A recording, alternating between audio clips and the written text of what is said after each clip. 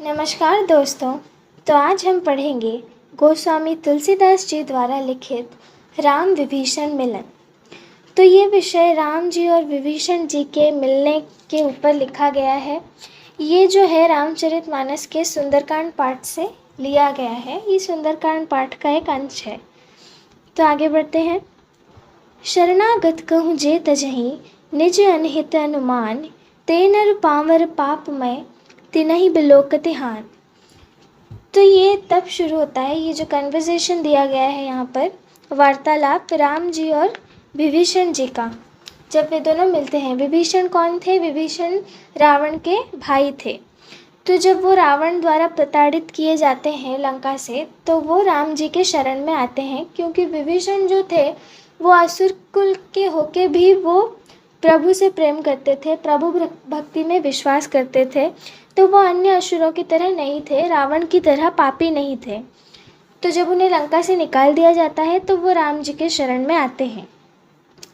तो उसके बाद जब वो राम जी के पास आते हैं, राम जी से क्या वार्तालाप होती है, इस विषय में हम उसी को पढ़ेंगे। तो जब विभीषण को निकाल दिया जाता है और वो राम जी से मिलने के लिए उनकी कुटिया की तरफ आते हैं, तब जो सुग्रीव होते हैं, वानर सेना के सेनापति, वो आते हैं राम जी के पास और उन्हें कहते हैं कि विभीषण आया है आपसे मिलने के लिए। तो क्या हम उन्हें आपको मिलने दें? क्योंकि वो शत्रु का भाई है, पता नहीं कैसी मंशा लेकर आया होगा। तो उस पर राम जी कहते हैं, शरणागत कहूँ जे तजहि निज अनहित अनुमान, ते नर पावर पापमय तिनहि बिलोकति हान। शरणागत का अर्थ है शरण में आया हुआ। तजहि का अर्थ होता है तज देना। अनहित मतलब अपना बुरा। अनुमान का अर्थ है अनुमान लगाना, यानी कुछ अपने आप से सोच करके। ते नर पावर पापमय, पावर का अर्थ होता है क्षुद्र, तुच्छ आदमी। पापमय का अर्थ होता है पापी। तिनहि का अर्थ होता है अपना जो हानि को अगर अनुमान कर लेते हैं। तिनहि का अर्थ है वो इंसान। ठीक है। शरणागत कहूँ जे तजहि निज अनहित अनुमान, ते नर पावर पापमय तिनहि बिलोकति हान। जो इंसान शरण में आए हुए इंसान को तज देता है, त्याग कर देता है, वो इंसान पापी होता है, पावर होता है। उसको देखना भी अशुभ माना जाता है। विलोकित अर्थात देखना, हानि मतलब बुरा। तो राम जी कहते हैं जो व्यक्ति शरणागत, शरण में आए हुए व्यक्ति को त्याग देता है, तज देता है, अपना अनहित समझकर, अपना बुरा समझकर कि ये आया है और अगर मैं इसे अपनाऊंगा तो मेरा कुछ भी इसमें अच्छा नहीं है, ऐसा सोच के जो शरण में आए हुए व्यक्ति को त्याग देता है, उसे देखना भी हानिकारक है, उसे देखना भी पाप है, ऐसा शास्त्रों में लिखा गया है। कोटि विप्र बद लागहि जाऊ, आय शरण तजऊ नहीं ताहू, सन्मुख होई जीव मोहि जबहि, जन्म कोटि अघनासहि तबहि। तो राम जी कहते हैं, कोटि मतलब करोड़ों, विप्र अर्थात ब्राह्मण, वध मतलब हत्या, लागहि मतलब लगना, जाहू मतलब जिसे। तो राम जी कहते हैं जिसके ऊपर करोड़ों ब्राह्मणों की हत्या का पाप लगा हो, अगर ऐसा व्यक्ति भी आपके शरण में आता है तो उसका त्याग नहीं करना चाहिए। राम जी कह रहे हैं, कोटि विप्र बद लागहि जाहो, आय शरण तजऊ नहीं ताहू। जिससे करोड़ों ब्राह्मणों की हत्या का पाप लगा है, अगर ऐसा व्यक्ति भी मेरे शरण में आ रहा है तो मैं उसका त्याग नहीं करूँगा। क्यों? क्योंकि सन्मुख होई जीव मोहि जबहि, जन्म कोटि अघनासहि तबहि। राम जी तो भगवान है ना, भले ही इंसान का जन्म उन्होंने लिया था, बट वो तो देवता है। तो वो कह रहे हैं कि जब मेरे सामने ऐसा व्यक्ति, कितने से बड़ा पापी से पापी व्यक्ति क्यों ना मेरे सामने आ जाए, जब वो मेरे सामने आता है तो उसके जन्मों जन्म के पाप जो होते हैं उनका नाश तभी हो जाता है जब वो मुझे देख लेता है। तो इसीलिए भगवान कह रहे हैं कि मैं उसे तजूंगा नहीं, मैं उसका त्याग नहीं करूँगा, उसे आने दो। पापवंत कर सहज स्वभाव, भजन मोर तेहि भाव न काऊ। पापवंत मतलब पापी। पापियों का जो स्वभाव होता है बहुत सरल और सहज होता है। क्या? कि उन्हें मेरा भजन रास नहीं आता, उन्हें मेरा भजन भाता नहीं। भजन मोर तेहि भाव न काऊ, उन्हें कभी भी मेरा भजन रास नहीं आएगा। ये पापियों का स्वभाव होता है। जो पे दुष्ट हृदय सोई होई, मोरे सन्मुख आव की सोई। जिसके ऊपर दुष्ट हृदय सोया हुआ है वो मेरे सन्मुख कभी थोड़ी आएगा। जिसके मन में पाप है वो ईश्वर के समक्ष कभी नहीं जाएगा, और अगर जाएगा भी तो वो सच्चे दिल से कभी भी प्रार्थना नहीं कर पाएगा। निर्मल मन जन सो मोहि पावा, मोहि कपट छल छिद्र न भावा। राम जी क्या कह रहे हैं? कह रहे निर्मल मन जन सो मोहि पावा। जो पवित्र मन लेकर साफ मन से मेरे पास आता है वो ही मुझे पा सकता है, क्योंकि मुझे कपट छल और छिद्र भाता नहीं। मुझे षड्यंत्र, पाप, झूठ, कपट, छल ये सब नहीं भाता। तो जो निर्मल मन से मेरे पास आएगा वो ही मुझे पा सकता है। भेद लेन पठवा 10 सीसा, तबहु न कछु भय हानि कपीसा। तो जब सुग्रीव ने कहते हैं कि ये रावण का भाई है, ज़रूर अगर हमसे कुछ, हम युद्ध करने जा रहे हैं, अगर हमारा कुछ भेद लेने आया होगा तो क्या हम उन्हें आने दें? तब राम जी कहते हैं अगर भेद लेने भी 10 सीसा अर्थात रावण, अगर भेद लेने भी रावण ने विभीषण को भेजा है तब भी हमें कोई भय नहीं, क्योंकि छुपाते वो हैं जो कुछ गलत कर रहे हैं, जिनके पास कोई षड्यंत्र हो। ना हम कुछ गलत कर रहे हैं, ना हमारा कोई षड्यंत्र है। तो अगर वो भेद लेने भी भेजा है तो आए देख ले, हमारे पास छुपाने को कुछ भी नहीं है, तो इसमें हमारी कोई हानि नहीं। तबहु न कछु भय हानि कपीसा। कपीसा मतलब सुग्रीव को कह रहे। कपी मतलब वानर, बंदर, और बंदरों के सेनापति कौन थे? सुग्रीव थे। तो उन्हें कपीसा कह के संबोधित कर रहे हैं राम जी। जगमहु सखा निशाचर देते, लक्ष्मण हनई निमिष महु तेते। जो सभीत आवा शरणाई, रखियहु ताहि प्राण की नाई। तो राम जी कह रहे हैं कि जग में जितने भी निशाचर हैं, निशाचर अर्थात राक्षस, उन्हें लक्ष्मण एक क्षण में मार सकता है। निमिष का अर्थ है क्षण भर में, हनई का अर्थ है मारना, महुतेते मतलब जितने भी हैं उतनों को। जगमहु सखा निशाचर जेते। तो यहाँ सुग्रीव से राम जी कह रहे हैं मेरे सखा सुनो, जग में जितने भी निशाचर हैं उन सबको लक्ष्मण एक क्षण में मार सकता है, लेकिन जो हमारे शरण में आया है अच्छे भावना लेकर, भयभीत होकर, अपने अंदर की बुद्धि को जागृत करके, अपनी गलती का एहसास करके, जो सभी आवा शरणाई, रखी हूँ ताहि प्राण की नाई। अगर किसी को अपनी गलती का एहसास हो गया है और वो हमारे शरण में आया है तो हम उसे अपने प्राण की तरह रखेंगे, हम उन्हें मारेंगे नहीं। उभय भांति तेहि आनहु, हंसी कह कृपा निकेत। जय कृपाल कही कपि चले, अंगद हनु समेत। तो राम जी कह रहे हैं उन्हें उभय की तरह लेकर आओ, हंसकर कृपा निकेत। कृपा निकेत अर्थात राम जी, क्योंकि वो कृपा निधान है, सब पर कृपा करते हैं, इसलिए उनका नाम कृपा निकेत भी है। तो उन्हें कह रहे हैं उन्हें आराम से लेकर आइए। हंसी कहा कृपा निकेत। हंसकर राम जी ने कहा कोई बात नहीं है, कोई भय नहीं है, आप उन्हें ले आइए। जय कृपाल कही कपि चले, अंगद हनु समेत। राम जी की जय कहकर कपि मतलब वानर, सुग्रीव अंगद के साथ चले गए। अंगद और हनुमान जी के साथ। अंगद कौन थे? बाली के पुत्र अंगद थे। तो अंगद, हनुमान जी और सुग्रीव अपनी सेना के संग बाहर गए उन्हें लाने के लिए।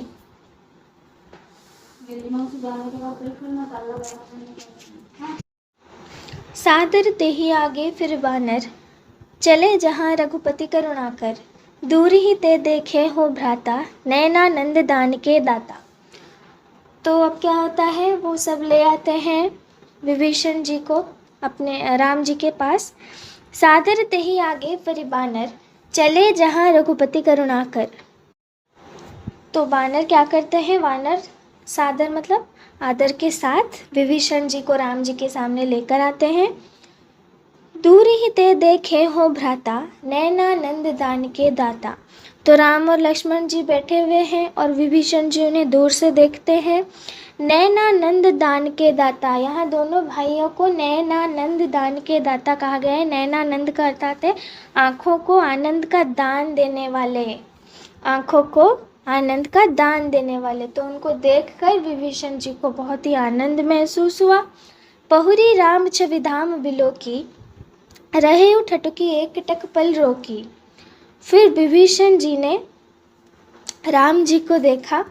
पहुरी राम छविधाम बिलोकी, रहे उठटकी एक टक पल रोकी। जब उन्होंने राम जी की छवि, उनके छविधाम को देखा, राम जी को और लक्ष्मण जी को संग में बैठे हुए देखा, देखकर रहे उठटकी एक टक पल रोकी, पल को रोक कर आंखें की पलक बिना झपकाए हुए एक टक उन्हें देखते ही रह गए। भुज प्रलंब कंजारुन लोचन, श्यामल गात प्रणत भय मोचन। तो राम जी कैसे दिखते थे? भुज प्रलंब, भुज का अर्थ है बाहु, भुजाएं, प्रलंब एकदम स्ट्रांग। कंजारुन लोचन, कंजारुन का अर्थ है कमल के समान लाल, लोचन मतलब नेत्र। तो कमल के समान लाल लोचन थे, नेत्र थे राम जी के, भुजाएं एकदम दृढ़। श्यामल गात प्रणत भय मोचन, श्यामल अर्थात सांवला, गात मतलब शरीर, प्रणत मतलब शरणागत में आए हुए, भय मोचन, मोचन अर्थात नाश। तो जो राम जी का रूप था, भुजाएं एकदम प्रलंब, कमल से लाल लाल नेत्र, सांवला शरीर, ये सब देखकर जो उनकी शरण में आया होता है उसके भय का नाश हो जाता है। क्योंकि जब हम किसी के शरण में जा रहे हैं, जब हम किसी के शरण में जाते हैं, किसी के पास जाते हैं, किसी की मदद की आपको बहुत ज़्यादा ज़रूरत होती है, आप जब जाते हैं उनके पास और वो इंसान का पर्सनैलिटी एकदम बहुत ही ज़्यादा अच्छा जब होता है, और आप जब ये चीज़ देखते हैं कि उस इंसान का, सामने वाले की पर्सनैलिटी बहुत अच्छी है, तो आपके अंदर भी एक विश्वास आता है, आप भी खुश होते हैं कि नहीं, मैं सही इंसान के पास आया हूँ, तो आपका टेंशन थोड़ा कम जाता है। उसी तरह विभीषण भी परेशान होकर राम जी के पास गए थे, और राम जी का रूप देखकर, उनकी सुंदरता देखकर विभीषण जी का मन एकदम प्रसन्न हो गया, उनके भय का नाश हो गया। सिंह सिंह कंग आयत उर सोहा, आनन अमित मदन मन मोहा। सिंह के समान कंधे हैं, चौड़ी छाती है। सिंह कंग, सिंह का अर्थ है सिंह, कंध अर्थात कंधे, आयत मतलब चौड़ी, उर मतलब छाती या हृदय, बट यहाँ पर छाती होगा, हृदय नहीं होगा। सोहा अर्थात शोभित। सिंह के समान कंधे और चौड़ी छाती शोभित है। आनन अमित मदन मन मोहा, आनन का अर्थ है मुख, मित का अर्थ है असंख्य, मदन अर्थात कामदेव, मोहा अर्थात मोहने वाला। तो असंख्य कामदेव के मन को मोहने वाला, आनंद वाला मुख है उनका। इतना सुंदर मुख है कि किसी का भी मन मोह सकता है, असंख्य कामदेवों के मन भी ये मोह सकता है। मतलब यहाँ पर राम जी की सुंदरता की व्याख्या की गई है। नयन नीर पुलकित अति गाता, मन धरि धीर कही मृदु बाता। नयन नीर पुलकित अति गाता, तो एकदम खुश होकर विभीषण जी के आंखों में पानी भर आया। मन धरि धीर कही मृदु बाता, फिर भी उन्होंने धीरज धर के प्रेम वचन राम जी से कहे। पुलकित का अर्थ है खुश, अति मतलब अत्यंत, गाता मतलब शरीर। जो राम जी का ये रूप देखकर विभीषण जी के नेत्रों में जल भर आया और उनका शरीर अत्यंत ही खुश हो गया, प्रसन्न हो गया। मन धरि धीर कही मृदु बाता, फिर उन्होंने धीरज धर के मृदु कोमल बातें शुरू की। नाथ दशानन कर मैं भ्राता, निश्चर वेश जन्म सुरत्राता। सहज पाप प्रिय तामस देहा, जथा उलकही तम पर नेहा। तो वो कह रहे हैं कि नाथ, मैं दशानन का भाई हूँ, रावण का भाई हूँ। निशाचर वेश जन्म सुरत्राता, निशाचरों के वंश में मेरा जन्म हुआ है। राम जी को वो यहाँ सुरत्राता कह रहे हैं, देवताओं के रक्षक। सुर असुर, सुर मतलब अच्छे होते हैं, देवता होते हैं, असुर मतलब जो राक्षस होते हैं। तो सुरत्राता मतलब देवताओं के रक्षक। वेश का अर्थ है वंश। तो कह रहे निशाचरों के वंश में मेरा जन्म हुआ है, मैं दशानन का भाई हूँ। तो मेरा सहज स्वभाव ये है कि मैं पाप प्रिय हूँ। सहज पाप प्रिय तामस देहा, मेरा जो स्वभाव है वो पाप प्रिय है, राक्षसी देह है। तामस का अर्थात है राक्षसों का, राक्षसों वाला देह है मेरा। जथा उल्लू ही तम पर नेहा, मैं इस तरह पाप से प्रेम करता हूँ जिस तरह उल्लू को अंधेरे से प्रेम होता है। नेहा अर्थात स्नेह, तम अर्थात अंधकार, उल्लू कही अर्थात उल्लू। जथा का अर्थ है जैसे, जैसे उल्लू को रात पसंद है वैसे मुझे पाप पसंद है, क्योंकि मैं राक्षसों के कुल में जन्म हुआ हूँ, मेरा शरीर वैसा ही बना हुआ है। श्रावण सुजस सुनी आयु प्रभु भंजन भवभीर, त्राहि त्राहि आरती हरन शरण सुखद रघुवीर। अब वो कह रहे हैं राम जी से कि आपके सुयश की गाथा सुनकर मैं आया हूँ आपके पास। प्रभु भंजन भवभीर, भंजन का अर्थ है नाश करने वाले, भव का अर्थ है संसार, भीर का अर्थ है भय, संसार से भय का नाश करने वाले। मैं आपका सुयश सुनकर आपके पास आया हूँ। त्राहि त्राहि आरती हरन शरण सुखद रघुवीर, त्राहि त्राहि मतलब रक्षा कीजिए, आरती का अर्थ है दुख, हरन का अर्थ है हर लीजिए, शरण का अर्थ है शरण में आया हूँ, सुखद का अर्थ है सुख देने वाला। ठीक है, तो आपके सुख देने वाले चरणों में मैं गिर रहा हूँ, आपके पास में आया हूँ, आपकी शरण में आया हूँ। और मैं ये सुन के आया हूँ कि आप बहुत ही महान हैं, आपके सुयश की गाथा सुनकर आया हूँ, आप संसार से भय का नाश कर देते हैं। तो मेरी भी रक्षा कीजिए, अपने इस सुखद चरणों में मुझे जगह दीजिए, मेरा दुख हर लीजिए। अस कही करत दंडवत देखा, तुरंत उठे प्रभु हर्ष विशेषा। और ऐसा कहकर विभीषण राम जी को दंडवत प्रणाम करते हैं। दंडवत प्रणाम अर्थात पूरा लेट के चरणों में प्रणाम करते हैं। तुरंत उठे प्रभु हर्ष विशेषा, ये देखकर अत्यंत ही क्या बोलते हैं भावुक होकर, प्रसन्न होकर राम जी उठ खड़े होते हैं। जैसे ही वो उनके चरणों में गिरते हैं राम जी उठ खड़े होते हैं। दीन वचन सुनी प्रभु मन भावा, भुज विशाल गहि हृदय लगावा। दीन अर्थात दुखी, दुखी के वचन सुन के प्रभु के मन को उनके वचन भा गए। वो अपने विशाल भुजाओं से उन्हें अपने पास लाकर उन्हें हृदय से लगाते हैं। राम जी विभीषण जी को हृदय से लगाते हैं। अनुज सहित मिली दीघ बिठारी, बोले वचन भगत भयहारी। उन्हें बिठाया, लक्ष्मण जी और राम जी बैठे हुए थे, उन्हें अपने पास बिठाया। अनुज सहित मिली दीघ बिठारी, अनुज मतलब छोटा भाई, छोटा भाई कौन था? लक्ष्मण था। लक्ष्मण के संग उन्हें भी बिठाया, दीघ मतलब पास में बिठाया। बोले वचन भगत भयहारी, और इतने मीठे वचन मतलब अच्छा वार्तालाप उनके बीच हुआ, अच्छी तरह से उनसे बात की, ऐसे मीठे वचन बोले जिसे सुन के एक भगत का भय समाप्त हो जाता है। कहु लंकेश सहित परिवारा, कुशल कुठार वास तुम्हारा। खल मंडली बसहु दिन राति, सखा धर्म निभई कहीं भांति। मैं जानऊँ तुम्हारी सब रोती, अति नय निपुण न भाव नीति। तो अब राम जी क्या कर रहे हैं, विभीषण जी से उन्हें पूछ रहे हैं अपना हालचाल बताइए, अपने परिवार का हालचाल बताइए। मैं जानता हूँ, कहु लंकेश सहित परिवारा, कुशल कुठार वास तुम्हारा। मैं जानता हूँ तुम एक बुरे माहौल में रहते हो, क्योंकि विभीषण का जन्म ज़रूर राक्षस कुल में हुआ था, वो रावण के साथ रहते थे, लेकिन उनके मन में कोई छल नहीं था। और एक अच्छा व्यक्ति जब इतने सारे असुरों के बीच में रहता होगा तो उसकी स्थिति कैसी है, इस बारे में राम जी बात करते हैं। कहते हैं क्या हाल है अपना बताओ, क्योंकि मैं जानता हूँ कुठार मतलब बुरी जगह में तुम्हारा वास है। खल मंडली बसहु दिन राति, खल मतलब दुष्टों की मंडली में दिन रात बैठना पड़ता है तुम्हें।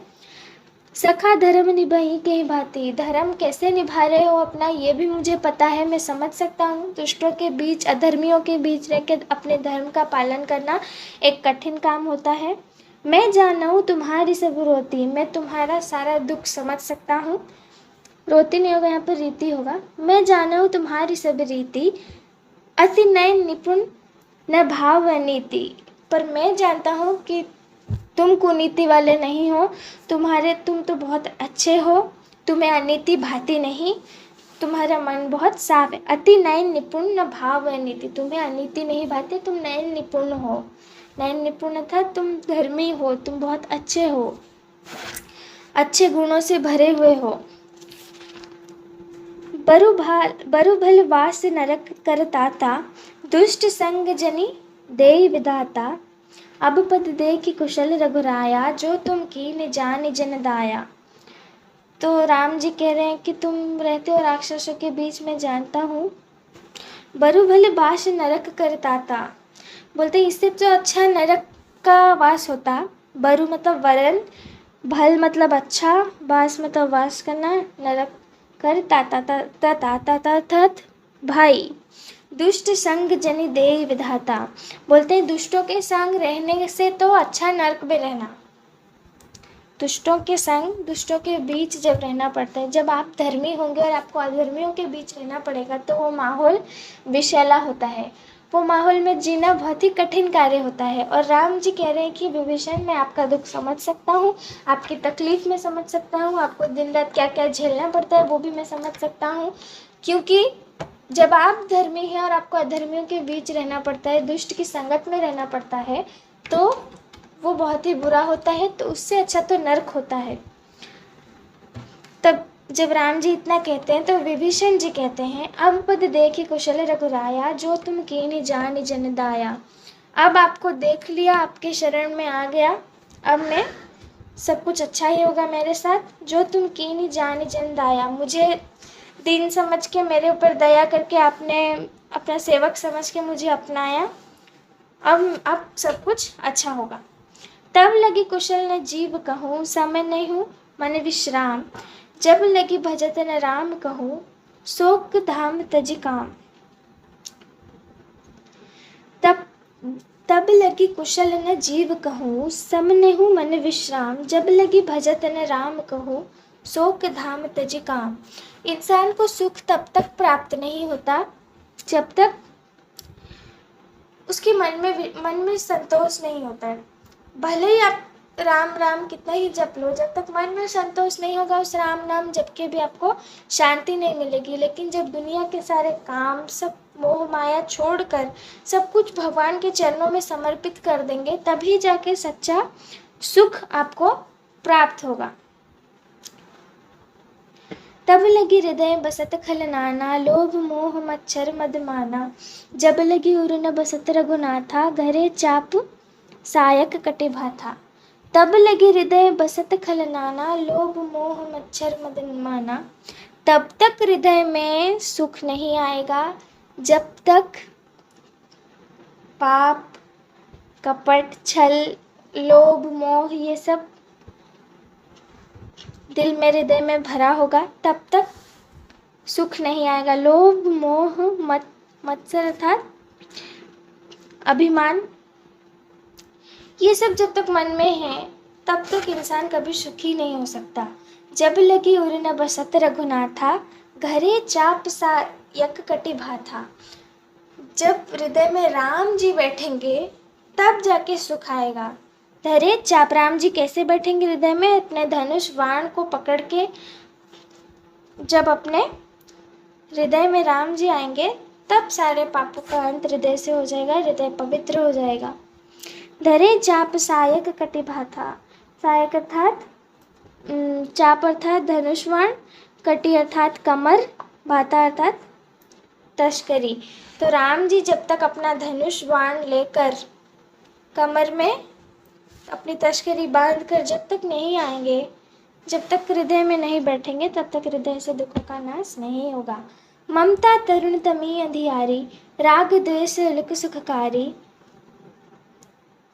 तब लगी बसत जीव मन माही, जब लगी प्रभु प्रताप रवि नाही। ममता तरुण तमी अंधियारी, जो ममता रूपी अंधियारी रात है, राग द्वेष उल्लू सुखकारी, सुखकारी लगती है। जिस तरह उल्लू को रात प्रिय है, अंधेरा प्रिय है, हमें भी उसी तरह अपने जीवन में पाप मोह माया ये सब प्रिय है। तब लगी बसत जीव मन माही, जब लगी प्रभु प्रताप रवि नाही। ये सब तब तक हमारे हृदय में बैठा रहेगा जब तक प्रभु के प्रताप का सूरज नहीं उगेगा। जब तक प्रभु के प्रताप का सूरज हमारे हृदय में नहीं उगेगा तब तक हमारे हृदय में अंधेरा ही रहेगा, और हमें ये अंधेरा उसी प्रकार प्रिय रहेगा जैसे उल्लू को रात का अंधेरा प्रिय है।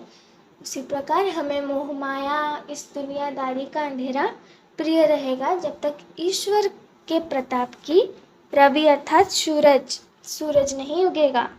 अब मैं कुशल मिटे भय भारे, देखी राम पद कमल तुम्हारे। तुम कृपाल जो पर अनुकूल, ताहि न व्याप त्रिविध भवसूल। तो यहाँ पर विभीषण जी कह रहे हैं अब तो मैं खुश हूँ, अब मेरे सारे भय मिट चुके हैं। देखी राम पद कमल तुम्हारे, आपके चरण कमलों को देखकर मेरा सारा भय मिट चुका है।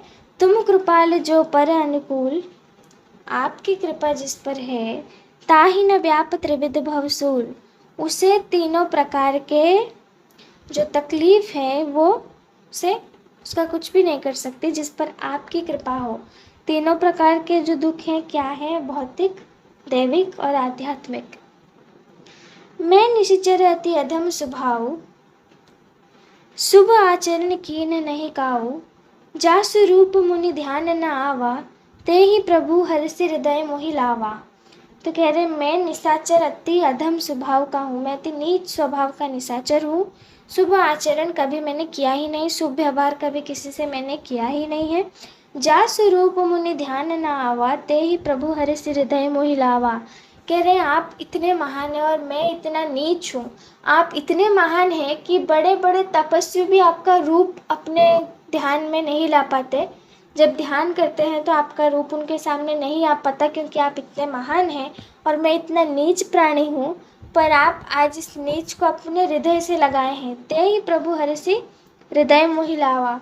बोल रहे बड़े बड़े साधु संत सिद्ध योगी भी आपको अपने ध्यान में नहीं ला पाते, पर मैं इतना नीच होकर भी इतना भाग्यशाली हूँ कि आज आपने मुझे गले लगाया है। अहो भाग्य मम अमित अति, राम कृपा सुख पुंज। देखियो नयन विरंची, शिव सैव जुगल पद कंज। तो कह रहे हैं कि मेरा भाग्य कितना बड़ा है, मेरे भाग्य कितना बड़ा है कि आज मैंने राम जी के चरणों के दर्शन किए हैं, राम जी को गले से लगाया है। देखियो नयन विरंची, शिव सैव जुगल पद कंज। जिन चरण कमल की सेवा शिव जी और ब्रह्मा जी करते रहते हैं, आज उस चरण को मैंने छुआ है, आज उस व्यक्ति को गले मैंने लगाया है। तो यहाँ पर विभीषण जी अपने आप को बहुत ज़्यादा भाग्यशाली महसूस कर रहे हैं कि देवता जिसकी पूजा करते हैं आज उसने मुझे गले से लगाया, आज मैंने उसके चरण कमल के दर्शन किए। अहो भाग्य ममा अमित, अमित मतलब असीम, अति राम कृपा सुख पुंज। देखियो नयन विरंची, शिव सैव जुगल पद कंज। जिसके चरण को देखने के लिए, जिसकी चरण की सेवा करने के लिए विरंची अर्थात ब्रह्मा जी और शिव अर्थात शिव जी चरण कमल को देखने के लिए, सेवा करने के लिए उत्सुक रहते हैं, आतुर रहते हैं, मौका ढूंढते हैं। आज उन्हीं चरण कमलों के दर्शन मैंने किए हैं और मुझे असीम सुख का अनुभव हो रहा है। सुनहु सखा निज कहऊँ सुभाऊ, जान भुसुंडी संग गिर जाऊ। जो नर होई चराचर द्रोही, आवे सभय शरण तकी मोही। सुनो सखा निज कहऊ स्वभाव। तो राम जी कह रहे सुनो सखा, मैं अपने स्वभाव तुम्हें बताता हूँ। जान भुसुंडी शंभु गिर जाऊ, संग मतलब शंभु। जो नर होई चराचर द्रोही, आवे सभय शरण तकी मोही। देखो, मैं आज अपने स्वभाव के बारे में तुम्हें बताता हूँ, जिसे भुसुंडी, शंभु अर्थात शिवजी जी और गिरिजा मतलब पार्वती जी भी जानते हैं। जो नर होई चराचर द्रोही, आवे सभय शरण तक मोही। तजी मद मोह कपट छल ताना, करहु सद्य तेहि साधु समाना। तो कह रहे हैं कि जो इंसान चराचर जगत का द्रोही है, चराचर मतलब संपूर्ण जगत, चर और अचर दोनों के जो जगत है, संपूर्ण जगत, चर अचर मतलब इंसान और जानवर। जो नर होई चराचर द्रोही, संपूर्ण जगत का जो पापी है, वो भी अगर मेरे शरण में आता है, अपना अहंकार, अपना मोह, अपना कपट और छल ये सब त्याग कर, तजी मद मोह कपट छल ताना, करहु सद्य तेहि साधु समाना, मैं उसे शीघ्र ही एक साधु के समान बना देता हूँ। जननी जनक बंधु सुतदारा, तनु धनु भवन सुहृदय परिवारा। जननी अर्थात माता, जनक अर्थात पिता, बंधु अर्थात भ्राता, सुत अर्थात पुत्र, दारा अर्थात स्त्री, तनु अर्थात शरीर, धनु अर्थात धन, भवन अर्थात घर, सुहृदय अर्थात मित्र, परिवार अर्थात परिवार।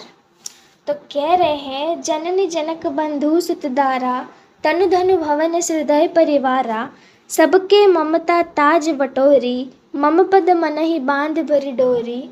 जो ये सारे नाते रिश्तों की जो चिंता है, इन सारे नाते रिश्तों को जो एक डोरी बनाकर मुझ में बांध देता है, मेरे चरणों में आता है, मेरे शरण में आता है, मेरे चरणों में जो सब कुछ सौंप देता है। सबकी ममता ताज बटोरी, मम पद मनहि बांध भरी डोरी, सब कुछ मेरे ऊपर छोड़ देता है। समदर्शी इच्छा कछु नाही, हर्ष शोक भय नहीं मन माही। जिसे और कुछ इच्छा ज़्यादा नहीं है और किसी चीज़ की वो इच्छा नहीं करता। समदर्शी इच्छा कछु नाही, हर्ष शोक भय नहीं मन माही। जिसके मन में कोई शोक नहीं है, कोई अभिलाषा नहीं है, कोई लालच नहीं है। अस सज्जन मम उर बस कैसे, लोभ हृदय बसई धन जैसे।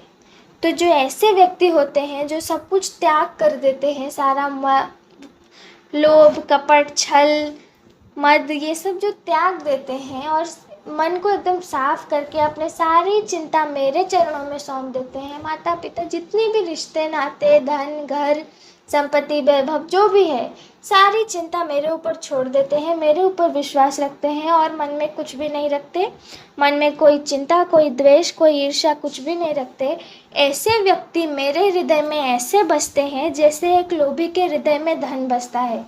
जैसे एक लोभी को हमेशा इच्छा रहती है कि उसे अधिक से अधिक धन मिले, वैसे ही प्रभु के हृदय में भी ऐसी इच्छा रहती है कि मुझे अधिक से अधिक ऐसे प्राणी मिले, ऐसे सदाचार वाले प्राणी मुझे मिले।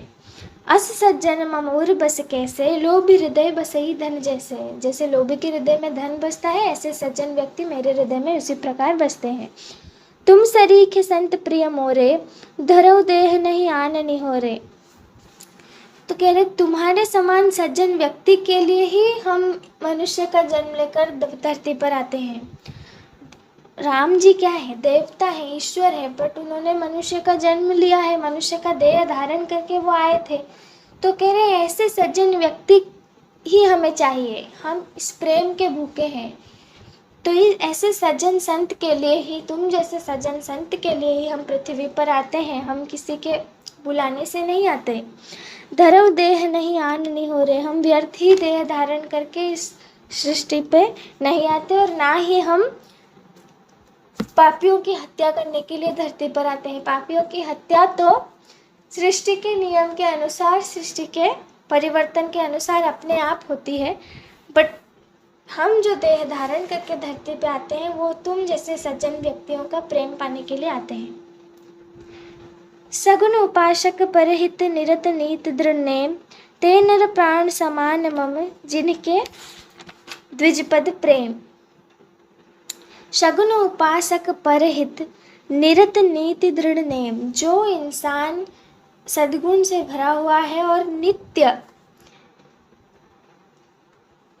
नित्य क्या करता है, ब्राह्मणों की सेवा करता है, दूसरों का हित करता है, ते नर प्राण समान मम, जिनके द्विजप्रद प्रेम, द्विजपद अर्थात ब्राह्मणों के चरण, ब्राह्मणों के चरण से जिसे प्रेम है, जो दूसरों का हित करता है और नियम से करता है, जो एकदम दृढ़ विश्वास के साथ अटल रहकर, अड़िग रहकर नियम से क्या करता है, परहित करता है और ब्राह्मणों के चरणों में ही अपना स्थान समझता है, ब्राह्मणों की सेवा करता है, ऐसे व्यक्ति मेरे लिए प्राण की समान होते हैं।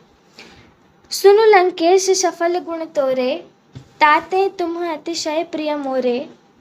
राम वचन सुनी वानर जो था, सफल कहाई जय कृपा बरु था।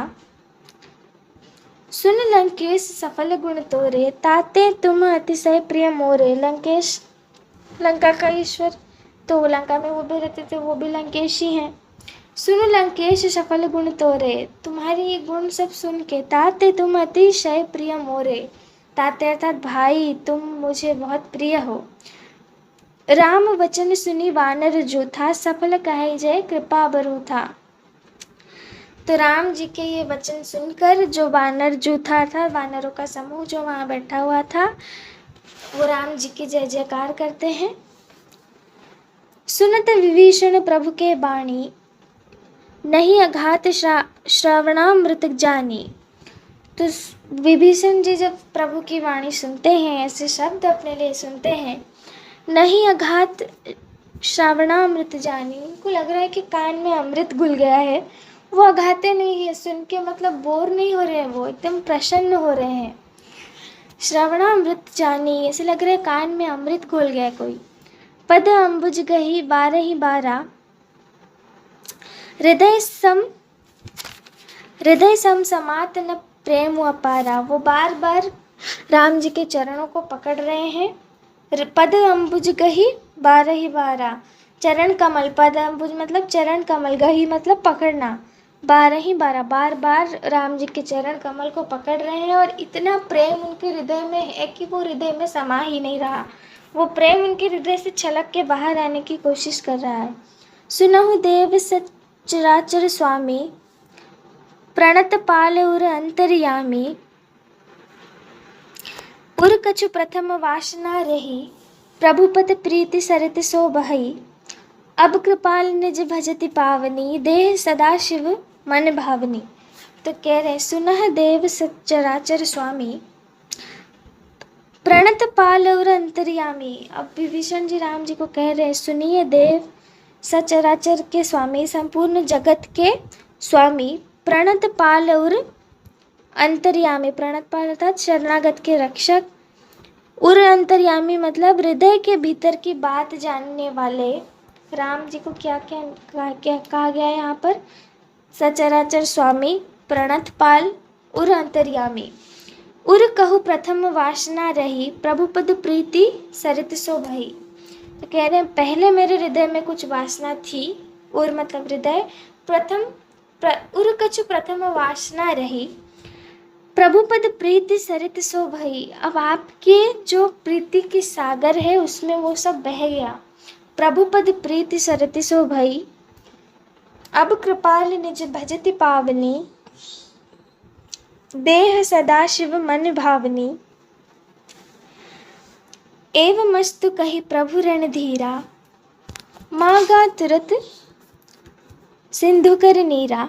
तो यहाँ विभीषण जी कह रहे हैं कि शिव जी के मन को सदैव प्रिय लगने वाली अब वो भक्ति मुझे दीजिए। अब कृपाल निज भजति पावनी, अब अपनी भक्ति मुझे, जो आपकी पवित्र भक्ति है वो मुझे दीजिए। देह सदा शिव मन भावनी, जो शिव जी को बहुत ही ज़्यादा प्रिय है, शिव जी को प्रिय लगने वाली, शिव जी के मन को सर्वदा प्रिय लगने वाली अपनी पवित्र भक्ति मुझे दीजिए। एवं मस्तु कही प्रभु रणधीरा, ऐसा ही हो, ऐसा आशीर्वाद राम जी ने विभीषण को दे दिया। एवं मस्तु मतलब ऐसा ही हो। मांगा तुरंत सिंधु कर नीरा, अब वो समुद्र का जल मांगा तुरंत उन्होंने, यद्यपि सखा तव इच्छा माही, मोर दरस अमोघ जग माही। जब भी चाहोगे तुम मुझे अपने अंदर पा सकते हो। मोर दरस अमोघ जग माही, मेरा दर्शन जग में अमोघ है, ये कदापि व्यर्थ नहीं जाता, ये हमेशा ही फलित होता है। अस कही राम तिलक ते ही सारा, सुमन वृष्टि नभ भई अपारा। ऐसा कहकर सागर के जल से उन्होंने विभीषण जी का तिलक किया और ऐसा करने पर सुमन वृष्टि नभ भई अपारा। सुमन अर्थात पुष्प, वृष्टि मतलब बारिश, नभ अर्थात आकाश, अपारा मतलब अपार। आकाश से पुष्पों की अपार बारिश होने लगी। रावण क्रोध अनल निज, श्वास समीर प्रचंड, जरत विभीषण राखेउ दीनेउ राज्य अखंड। तो कह रहे रावण की क्रोध की अग्नि में विभीषण जी जल रहे थे और वो जो विभीषण जी की श्वास थी, जो श्वास की पवन थी, वो उस अग्नि को धीरे धीरे भड़का रही थी। जब आग से अगर कभी मतलब देखे होंगे कि जब आग जल रही होती है और उसमें थोड़ा थोड़ा एकदम हल्का हल्का हवा आप करेंगे तो आग भड़कती है। थोड़ी थोड़ी चिंगारी भी होती है ना, उसमें अगर आप थोड़ा थोड़ा हवा करेंगे तो वो जोर हो जाती है।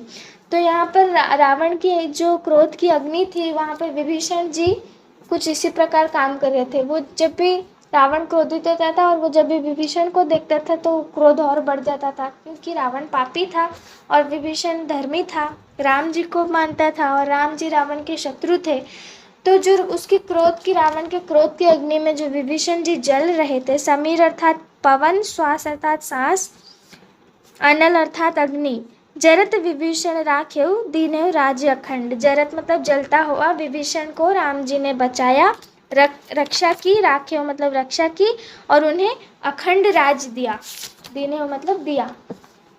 जो संपत्ति शिव रावण ही दीन ही दिए दस मात, सोई संपदा विभीषण ही सकुचि दीन रघुनाथ। तो जो संपत्ति रावण को मिली थी, शिव जी ने दी थी अपने 10 सिर की बलि देने पर, वही संपत्ति राम जी ने विभीषण जी को संकोच करते हुए दी। संकोच करते हुए क्यों दी? क्योंकि विभीषण एक बहुत ही उदार व्यक्ति थे, सज्जन व्यक्ति थे। उन्हें इन सब चीज़ों से कोई मोह माया नहीं थी, परंतु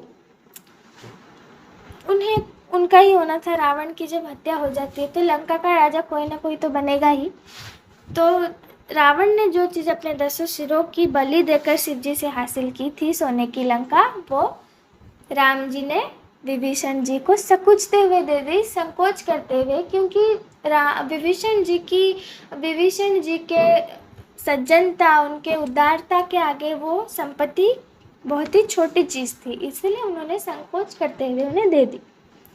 तो यही था इस विषय के बारे में। उम्मीद करती हूँ आप सबको ये चैप्टर अच्छे से समझ में आया होगा। अगर आप लोगों को किसी भी लाइन में, किसी भी दोहे में कोई भी डाउट होता है तो आप कमेंट करके पूछ सकते हैं। धन्यवाद।